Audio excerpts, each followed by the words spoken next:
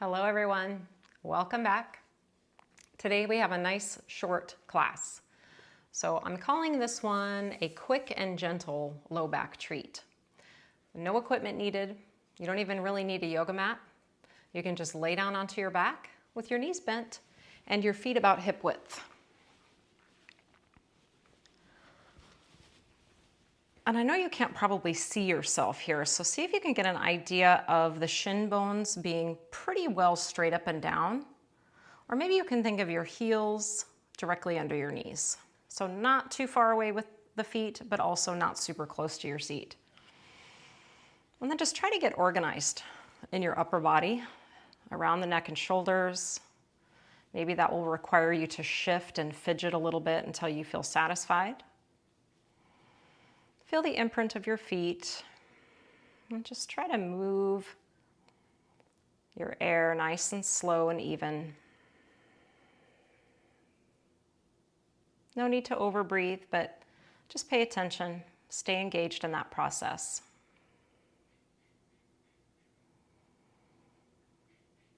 If it's comfortable for you, make your exhale a little bit longer.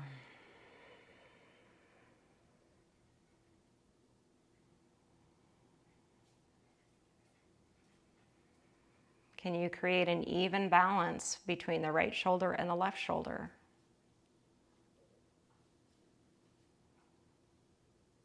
And a similar feeling around the pelvis and the hips, right and the left sides feeling fairly balanced.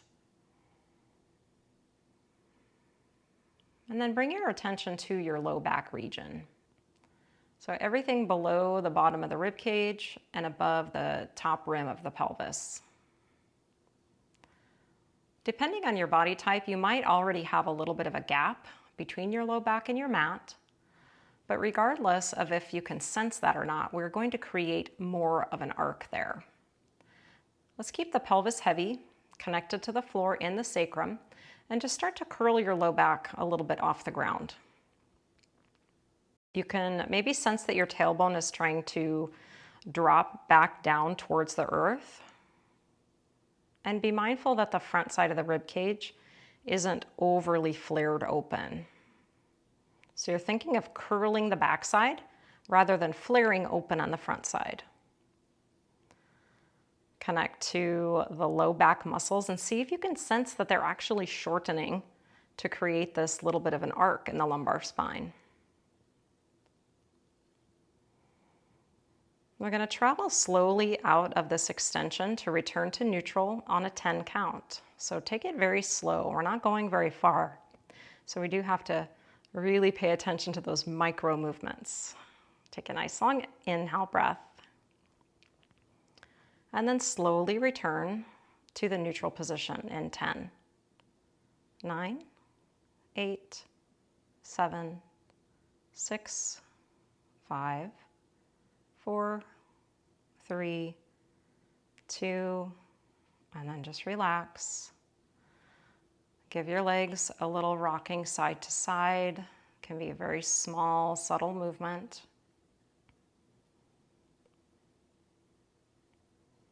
And then find the neutral position again. Just feel the weight in the shoulders and the hips, nice and even in those 4 points. And we'll do it again. Create your low back extension. Tip your pelvis forward a little bit. As you tip your pelvis forward, you might even feel your chin tuck a little bit because it's kind of pulling your spine along into that wave of extension.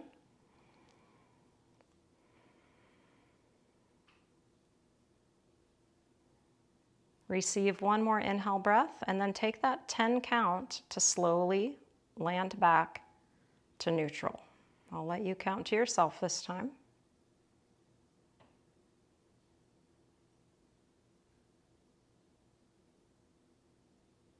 Getting close to being back home. And then relax into it. Let the front of your rib cage be heavy on the exhale. Shoulders relax down.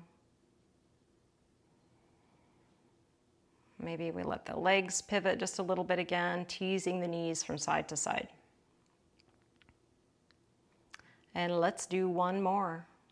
Create your arc. You might notice that each round you were able to get just a little bit more connected to that extension. Maybe slightly more space now between your low back and the floor. And then let's slowly return. About 10 counts, more or less. About halfway down. Feeling the pelvis start to neutralize. And then the spine returns. Nice and even, simple. And then let the legs rock a little bit again.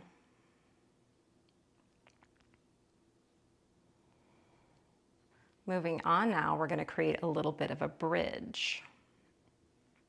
So I'm going to give you two options here because they're both worthy of exploring.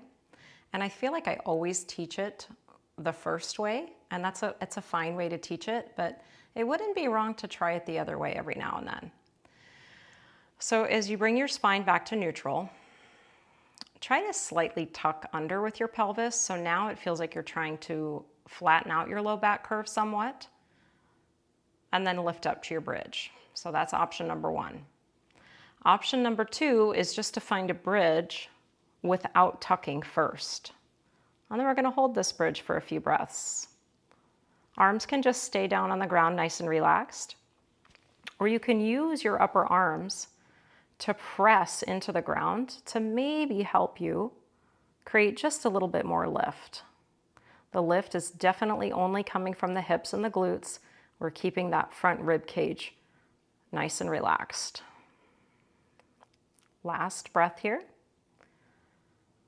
And just like we did on the mat, we're going to slowly lower from here. Perhaps you can sense that your spine could move from the top side first, and then segmentally lower back down to the ground so that your tailbone is the very last thing to land. Aiming for about 10 seconds. Once you feel everything return to neutral, relax, let the arms come back down. You can let the legs move a little bit, just a tiny little swiveling rock. And then reset. With or without tucking under first, raise up your hips, find your second bridge. Keep it easy around neck and shoulders, but maybe pin the upper rear arms back down into the ground. That might give you just a little bit more lift. We're still driving from the seat and the hamstrings. Front side of the core just stays contained and natural. And then we're looking for that 10 count lowering from the top to the bottom.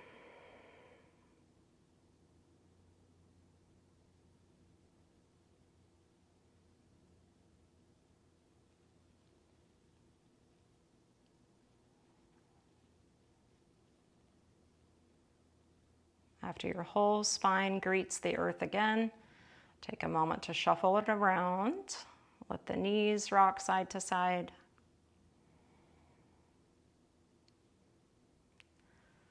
Final repetition in this set. Bridge it up. Pause here. Just breathe naturally, if not slightly slower than normal.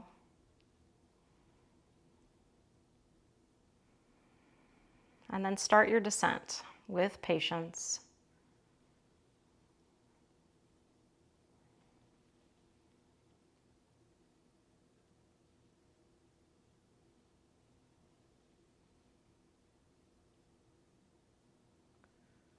And after your pelvis meets the earth again, bring just your right leg a little bit towards your body. You can even hold on to it with your right hand and just give that leg a little bit of a swirl.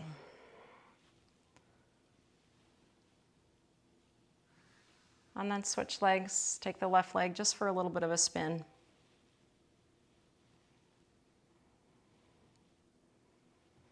Now let's integrate both legs.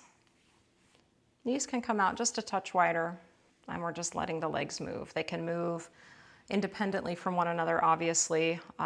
They could kind of mirror one another, one leg rotating clockwise, the other leg rotating counterclockwise. You could keep the knees together and just kind of rock the whole sacrum against the floor. Sample both of those things just to get some various inputs. Let your pelvis rock as much as you want. Let your spine arch a little bit and then kind of flatten it back out.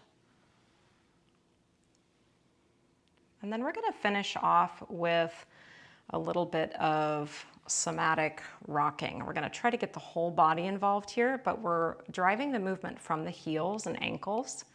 So both legs are going to stretch all the way down to the ground. And just adjust until it feels right. And then you're going to start to kind of flick the feet, pushing the ball of the foot forward and then trying to pull your toes towards your shin and then kind of ramp up the speed a little bit so your whole body is just kind of sliding on the backside, just an inch or so. I'm going fairly quickly here, but you wouldn't have to go this fast. You might feel the head nodding along, some sliding happening on the back of the shoulders and the pelvis. Even the calves might be sliding just a little bit. Let's do 10, 9, 8, 7, 6, 5, 4, 3, 2, and 1. Let it go. Let your toes roll outward. Start to stretch your arms over your head like you just woke up and you're taking a nice big stretching yawn, full body reach, maybe even pointing your toes and arching your back again.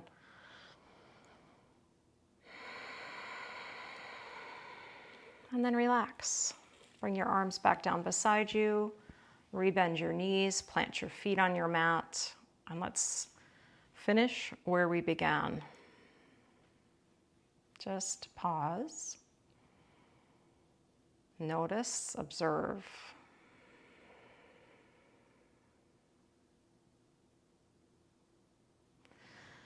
And that's all I have for you. Let me know what you thought of this class, and if you have anything in mind in terms of something you would love to explore, and I can create a little mini class on that, please reach out to me and we'll get it done. Thank you.